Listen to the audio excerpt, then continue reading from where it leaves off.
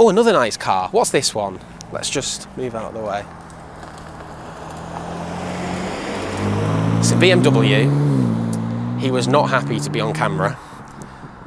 Probably like most BMW drivers because they're doing something wrong.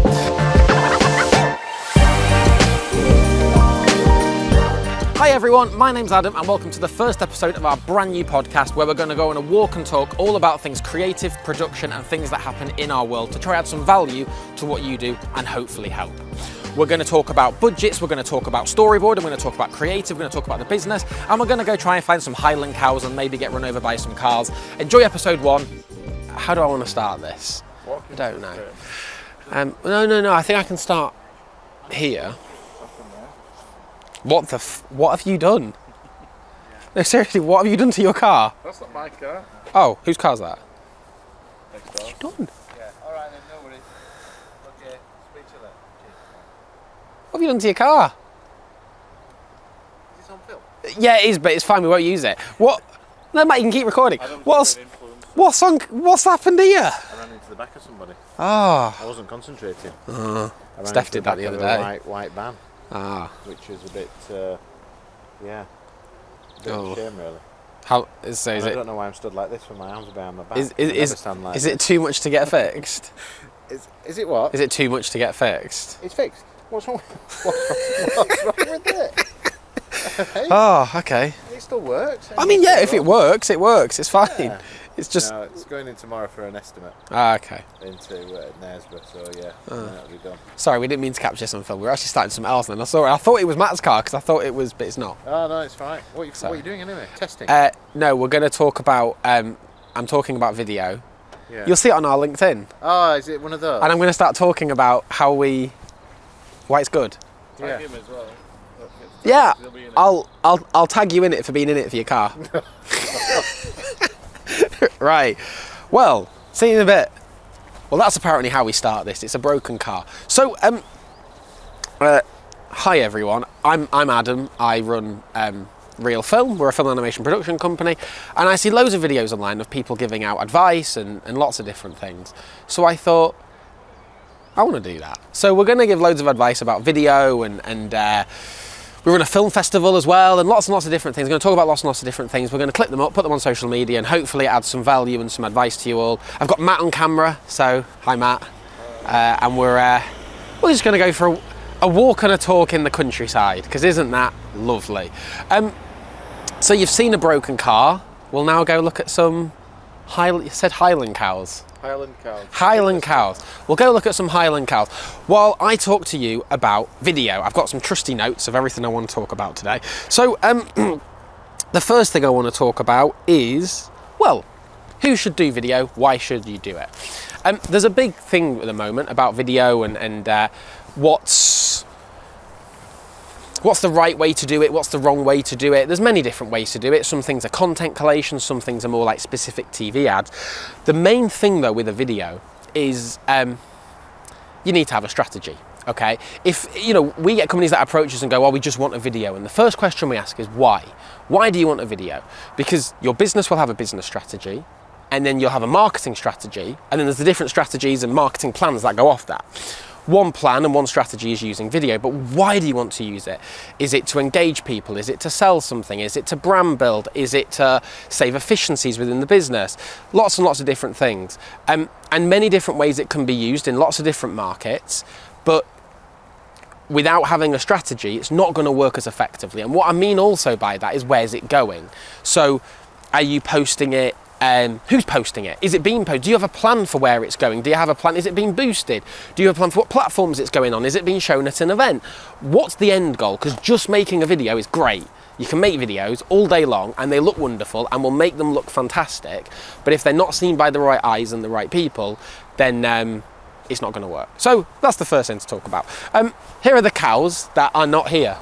That's really... oh, maybe they're in that field. Over there.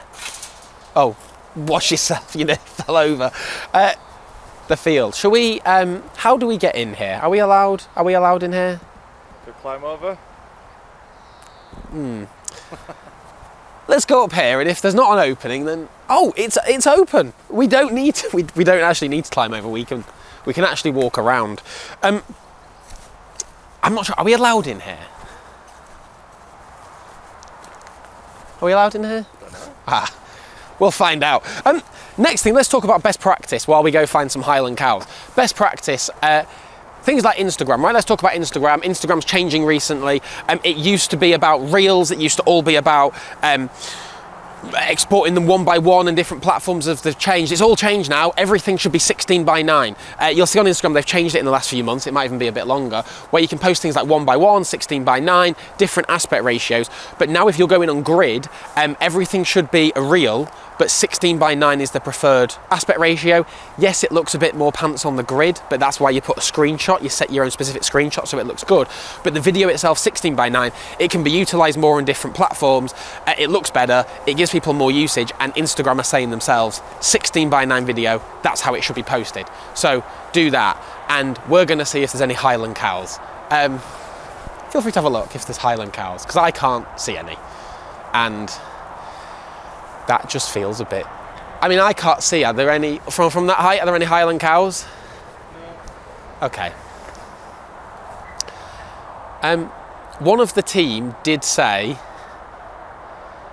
they were being slaughtered at some point, so maybe that's happened, which is really sad.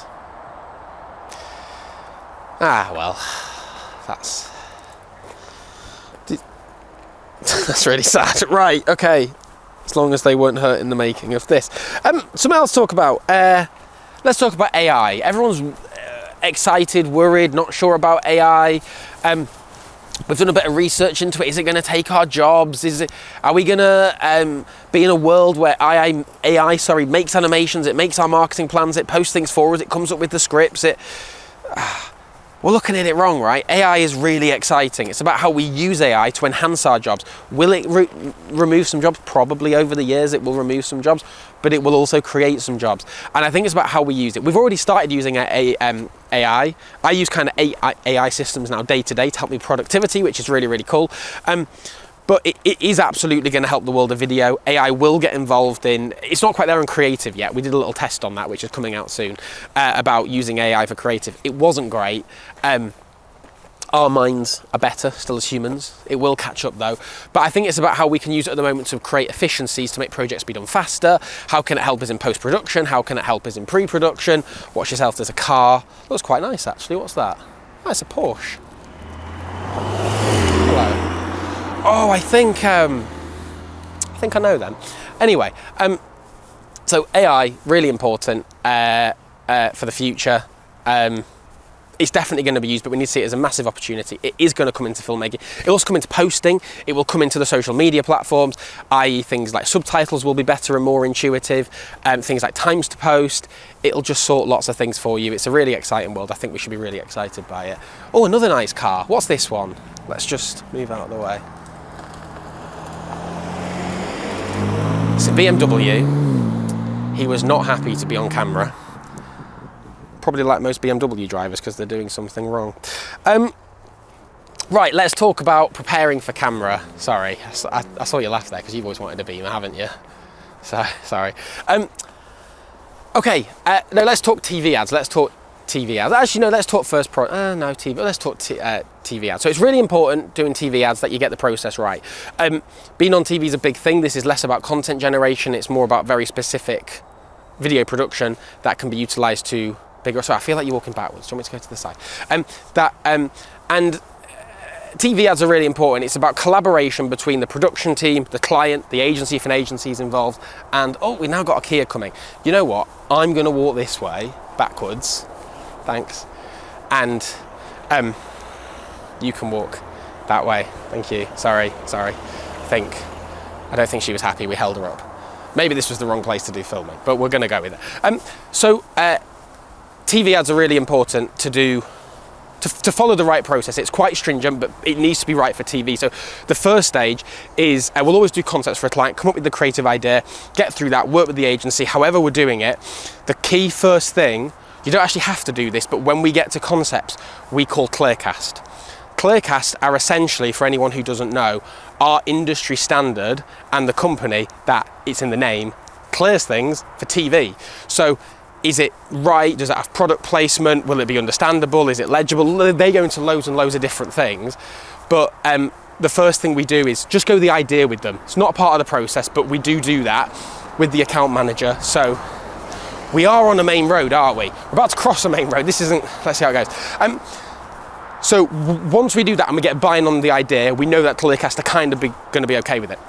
The first thing we do properly, well, second thing we do, but the first thing that is actually a proper thing to do is then we make a storyboard, and we make that storyboard and we send that to Clearcast. We then get approval from Clearcast on their feedback, things like text, does it look right, colours, is it legible, is it the right length, lots and lots of different things. And we work with the media buying agency as well in general on that sort of content as well, and is it getting the message across correct. When we've got the storyboard back and the feedback on it, we'll tweak that and we then go to shoot. We make all of that, that's great. And then what we do, a brief pause as we cross the road. Watch yourself, Matt. We don't want you to die here. We'll go across there. Shall we go? You okay? Shall we hop, skip and jump? There you go. Smoothly done. We'll go. Have you ever been down here? Nope. Me neither. Here's a journey. Sorry, I'm saying my Clearcast really long, aren't I? So we got feedback on that storyboard, we get that back. Next thing we do, go shoot it, and then first thing we do is get a rough cut together. Essentially get a rough cut, upload that to Clearcast, send them it, get their feedback. Reason why that's really, really important is Clearcast have signed off the storyboard but aren't on board with the rough cut. Something's gone wrong, and the truth is, if it's not approved by them, it ain't going on TV. So we need complete buy-in from them that they're happy with it, and it's working. Then we'll get their feedback, we'll get all the client feedback, we'll bring it all together. We then go do a final cut for TV, final grade, final narrative, final everything, and send that to Clearcast for final approval. The 3-step process of storyboarding, first cut, final cut, and approving all that with Clearcast is really, it's the absolute key. If you don't work with Clearcast on all this content, it's gonna take longer, it might get rejected, it's just you're making life hard for you. So what's really, you okay there? You look like you're getting a bit tired. You need a break? No, we're all good. You sure you're okay? It's really important that we work with Clearcast from start to end. This TV bit was rubbish. I might redo it later. Let's talk about something else. Let's talk about getting ready for camera. So humans buy from humans, and we buy from each other, and sometimes, not all creatives, but some creatives involve humans being on camera. It's a little less done now, but sometimes it's still people talking on camera. This can be used quite a lot in internal communications. It can be used to get a message out there from a specific individual to an audience, a bit like this. I'm talking to you about video production.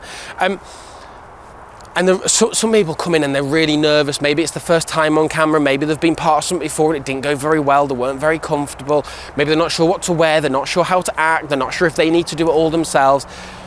I say something all the time, which I think is really important. If you look bad on camera, we've not done our job right. It's up to us to make you look good. That's a really, really important thing. We should guide you on what you're gonna wear, where it's gonna be, how it's gonna be. If we're asking you questions, we should be guiding you on how to respond to them, whether you put the question in the answer, how long or short they should be, how fast you should be speaking, the tone of it. Really important, your production company on shoot should be guiding you on that and seeing you through that process so you look amazing when it's all chopped up in the edit. And ultimately, you shouldn't stress yourself. The production company needs to guide it. As I say, if you look bad, it's our fault. That's really, really important. Any production company that turns around and goes, oh, well, they weren't very good, so yeah, I probably wouldn't. They need to look at themselves first, because ultimately, some people we film with, you have actors, presenters, trained talent, they're fantastic and will look good on camera with direction. People who are not used to be on camera need more direction, and that needs to come from us, because how on earth can you be expected how to do it? I'm waffling a bit now, so I'm gonna cut off there. No, you don't think I am? Okay, you think it's good? Are we gonna be okay near the motorway here? We're quite near the motorway for sound. Probably got up to that tree there. We got up to that tree. Well, what's beyond? We've never been down here. We'll go on an exploration. We'll try find some nature, and I don't know what nature's about here. So yeah, first time on camera, we should be guiding you through that and helping you. Briefing, let's talk about briefing and let's talk about briefing and budget. And it's a bit loud. Is it very noticeable above my microphone that there's a motorway? Yeah, we know there's a motorway there. When I'm talking? Okay, well let's let everyone know. We're on a nature walk, but if you see this lovely, lovely nature here, on the other side is the A1. Is it the A1 or the M1? Is the M1. So it's a bit loud. It's going to keep being loud looking at the route. Should we go? We'll give it a go. We'll see how it goes. Or should we go up into the... Should we? You want to go into bushes? Is that going to muffle sound a bit? It will make it better. Shall we find out? Let's find out. Let's go into here. This is unscripted, as you can tell. So I'm going to start talking about, oh, sugar. Watch yourself. There. Oh, it's worse. Yeah. That actually is a walk. I'm going to look at where that ends, because maybe that's good for another one in future. I've been on that before, it's pretty decent. You've been on it? Okay. Way down, there's like a big tunnel.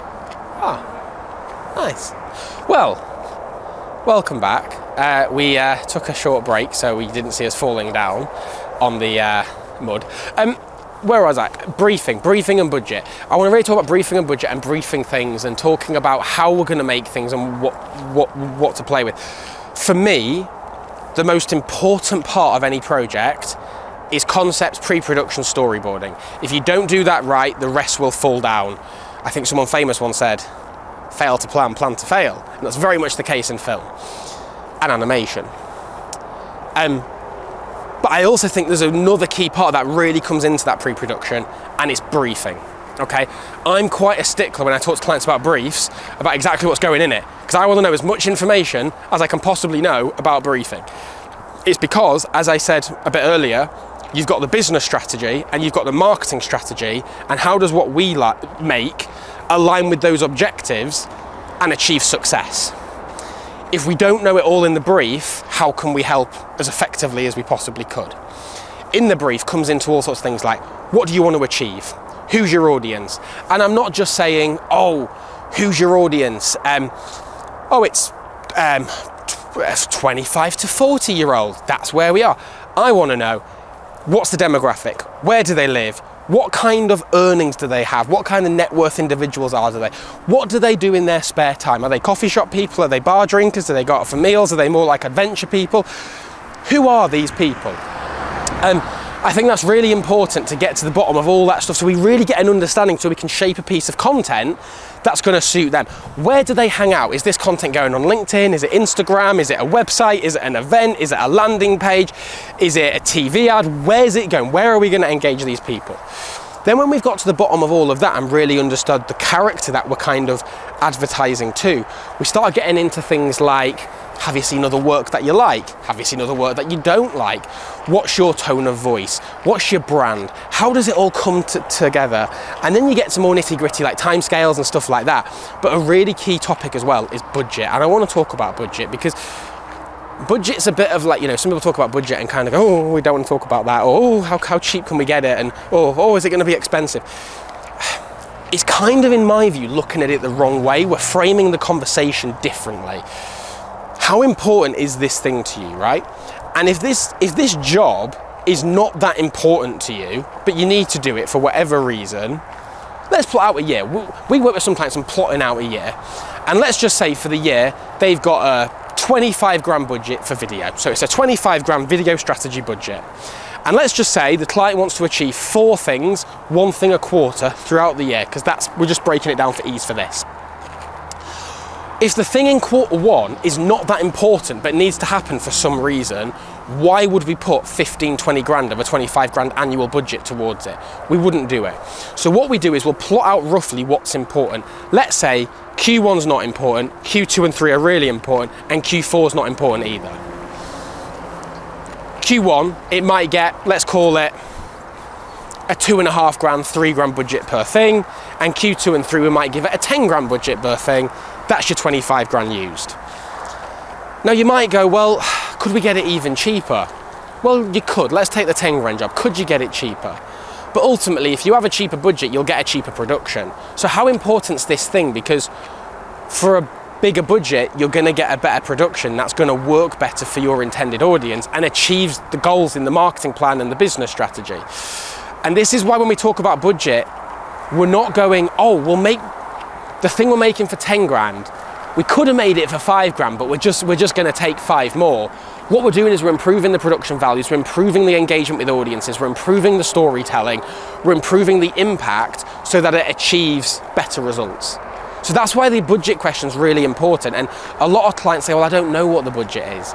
And sometimes I completely understand they don't. So we might put bronze, silver, gold and go, well, this is what each one does.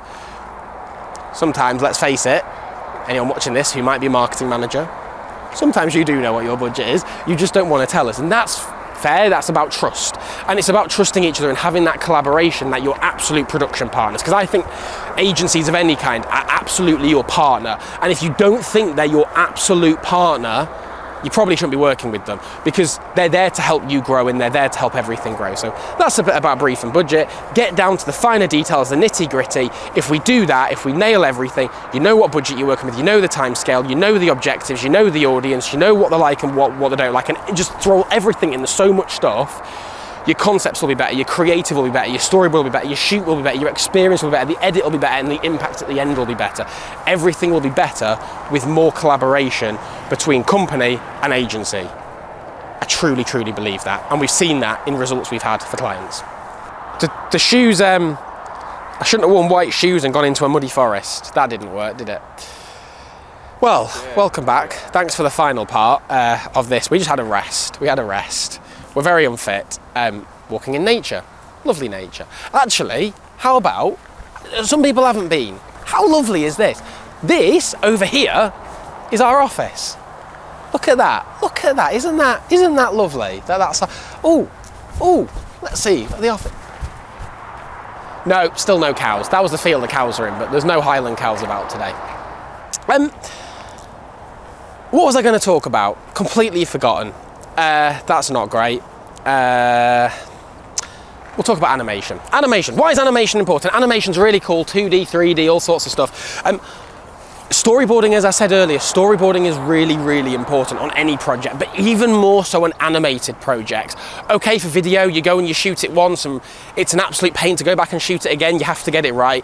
But the thing with video is you can make stuff up on the day a bit. You can be dynamic. You can problem solve. If something goes wrong, you can try fix it. With animation, when you've built it, it's built. If you look at it after and go, don't like that, well, we spent days on that, maybe weeks. So having an animation process of signing off design, signing off a storyboard, looking at it, understanding it, us doing tests, showing you 10 seconds of it, and you're going, I like that, or being really honest and going, that's not quite right, is really important before we go to spend 3 weeks building this 2-minute thing. Really, really important, that storyboarding process. It saves budget, it saves time, it saves efficiency, and it's also all about honesty, which is really, really cool. Next thing I want to talk about is social first video. So what is social first video? I did a talk very recently for Web Certain in Barcelona, which was really great. I've got like a 500 and odd day streak, nearly 600 days actually on Duolingo doing Spanish, and I was terrible, which was an eye-opener. But social first video is all about making content for social. What I mean by that, it is not filming a TV ad, filming a video for your website and going, oh, let's go do loads of cuts of that for social media. Social first video is content that is very, very specifically made for Instagram, for TikTok, for Twitter, for Facebook, for all these platforms. The brief is for them. You're not doing a website video. You're almost reverse engineering it. You're making it for social, and if you've got enough, you might put a website video together if you can from it. But with social first video intended in terms of what are the viewing lengths, how's this gonna look, it will perform so much better than it almost being an afterthought. So social first content's really, really important. Oh, we've got a dog, I love dogs. Social first content is really, really important. Maybe we'll let these people go, because some people don't like being on camera. So maybe we'll let these people go. Hello. Hi. There, you're right. Oh. Wonder what his name is. Or her. Can never tell if a dog's a male or a female. How do you tell if a dog's a male or a female? You got to stick your hand under the back legs. Oh, the obvious thing. Okay. Yeah, the obvious thing. I'm not going to do that to a stranger's dog. So social first, but yeah, get it. Social first video, made for social. And then all of that really comes into exactly what we're going to do, which comes into briefing. Well, different platforms need different lengths. And they need different aspect ratios. Again, is it vertical, is it horizontal? Are you actually shooting it vertical? Okay, it's becoming a thing now that video shoots are run shooting it vertical, camera on its side, and that just boosts engagement, it boosts everything, and it's about making it really intended for that platform. So social first content, it is the way things are going. We're doing more and more of it. You know, places like Instagram do not want to send you off now to websites and other links. They want to keep you on the platform and engage you on there. So you need to make content absolutely specifically for that, because in a way, Instagram, let's say as an example, just watch, there's a stump there, I don't want you falling over. Nice one. For example, Instagram is almost now platforms like that want to keep you on it, that have so much engagement and a big audience. You kind of need to treat it like your second website. It's kind of like another platform for you that is not, yeah. So social first content, really, really important. What else are we going to talk about? What do you want me to talk about? Anything, any topic.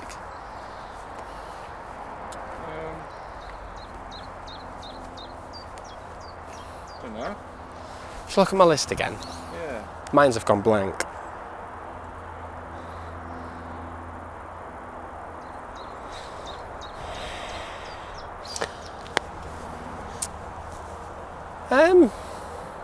Maybe I'll talk a bit about Reel Film and how it's... Yeah, Sorry, did you point to something? no. I was going to say, like, some specialisms, like, you know, some companies have certain specialisms, like, you know, I don't Yeah, know. we don't have one though, do we? No, but like, we're really good at everything, but we're a specialist film company, but like, we're not specialists in food or cars, or we do food and cars, but we're... No, but like, you could just talk about, like, the different types of, like, vendors that you might have and stuff. I don't know. Like different types of video. Different types of video, about finding the right people for the right job. Let's do that next time. Okay. We will do that, it's good. I'm going to talk a bit about Reel Film. Okay. So let's close it by telling you a bit about Reel Film, because I really like it. I really like the story. I mean, it's my story, so of course I'm going to like it. I love entrepreneurship, and I love running a business, and I love growing it, and I love kind of the grind and the fight and the ideas and the innovation. And I also love things by accident that happen because of effort. And the truth is, I left school. I had a really big decision when I left school. Do I go to university or do I go into making films? I knew I wanted to be a filmmaker, but it was, do I go into university or do I go do it myself? And I kind of at the time went, I think uni's the right option, everyone's doing that. And there was loads of different film directors I knew, I say loads, too. And one of them specifically said to me, do not go to university, worst thing ever, it's all about experience, go get experience. Unless you want to go get drunk and make loads of friends and you go to uni, that's great, go to that experience. But if you're not that bothered about that, go into the industry, that's where you learn. It was really difficult, because then I said to him, do you have a degree? And he was like, oh yeah, I have a degree. So he was like, well, you have a degree. So really difficult. But I decided to take a gamble. All my mates went to uni. I decided to stay home. I decided to get into TV. I actually started in TV. I started as a runner. I worked on shows like Dickinson's Real Deal, The One Show, BBC Breakfast, Britain's Got Talent, Snog, Marry, Avoid. That was a fun one. And then I kind of started as a runner, and I worked my way up, and I started doing some kind of like assisting to producers and the directors. But the truth is, I learned from loads of different people. And when I was back home, I was just kind of making films for free, my local school, my local theatre, either for free or for pretty much minimum wage, no money. But I really loved that, because I was really seeing filmmaking from nothing, an idea, through to something that would be impactful. Whereas TV, as much as I love TV and I loved when I did it, it was a bit more like bigger productions, more of a cog. You weren't really told when it was on TV, and there's people who fit that mould, but I didn't fit it. I was a bit more like, I want to see the fruits of my work, I want to see the benefit it has, I want to be more involved, and I want to do that. And I really love the world of business. I've been honest though, I had no plan to set up a business. I planned to be a freelancer that worked in TV freelance and made kind of commercial videos on the side for clients. But what happened over 1 year, I just became really busy, and it went from just me to 5 people in a year. Matt, you were employee number 2. Oh, watch, there's a car. Don't die. It's electric. You didn't hear that. Sorry. Thank you. The problem with electric cars, you don't hear them, isn't it? You nearly got run over. Anyway, sorry. I do like electric cars. I want to get one day, but that is a prime example caught on camera of how no sound nearly killed you. Anyway, my point is, I became a business owner by accident, got to 5 people, complete accident, and then I went, oh dear, I need to learn how to run a business now. And then we put a strategy in place and it's grown, and then COVID happened and all that, whatever. But it became really fun. And I think what the message from it, I do some talks in schools and stuff like that and universities, is I was average at school, right? I was kind of average. All my mates were cleverer than me pretty much. I left, didn't go to uni, set up the business when I was 18 when I set up freelance, 20 when I set up Reel Film as the name. Just went for it, knew nothing. I didn't know anything about holiday policies. I didn't know anything about sick leave. I didn't know anything. Made it up as I've gone along. But you can do it, right? Why can't anyone do it? I always say this, why can't anyone do it? I'm just a normal guy who did it. So anyone can do it if you truly believe in it. You've got an idea, love it. Reel Film's a great business, been going a while. I think people, you happy to work here? Oh yeah. That's happy to work here, that's good. And, you know, I just think, if you believe in yourself, you believe you can do it, and you put enough effort in, you can absolutely do it. So that's the story of Reel Film. Maybe next time I'll tell you a story about a film festival that's also running, and we'll do a bit on that. So that's the end of, well, what shall we call this? Walk and talk? No, it's a bit rubbish, that. Walk and talk, Adam, welcome to Adam. Welcome to Adam. Well, it's not about me, it's about, I know I did a Reel Film there, but that was more just to say, you know, anyone can set, you know, you work in finance, you work in engineering, you work in, you can do it, you know. So I truly believe that. You control your mind before your mind controls you. Someone famous once said that, I truly believe it. Well, I hope you've enjoyed our lovely nature. Sorry we didn't show you the Highland Cows. Hope there's been some value in that. If not, if you've watched the short clips of this, you've not wasted too much time. If you've watched the full thing, you've probably wasted quite a bit of your life. But we're going to do more of these. Feel free to, people say at this point, subscribe. Subscribe, we're going to do that. I don't know where this is going. Smash that like button. Smash that like button. Is that what it is? Please do that. We're going to make more of this. If honestly it adds value and people like it, we'll do more and more. And we've got a podcast launch, so we're going to have guests on a podcast, which is going to be really exciting. We're going to add loads of value, tell you about how to do video as it changes every single day. Thanks for watching. And oh, if there's something you want to hear about that you think as a production and animation company we might know, ask. Just ask, DM me, message me, do a comment. We'll pick it up. I'll answer it next time. Thanks very much. Thank you for listening to this episode of the podcast. Hopefully you enjoyed it and took lots of value away from it. If you did and you want to see more content like this, you can subscribe and like it. We're on YouTube and we're on Spotify, and tune in for the next one.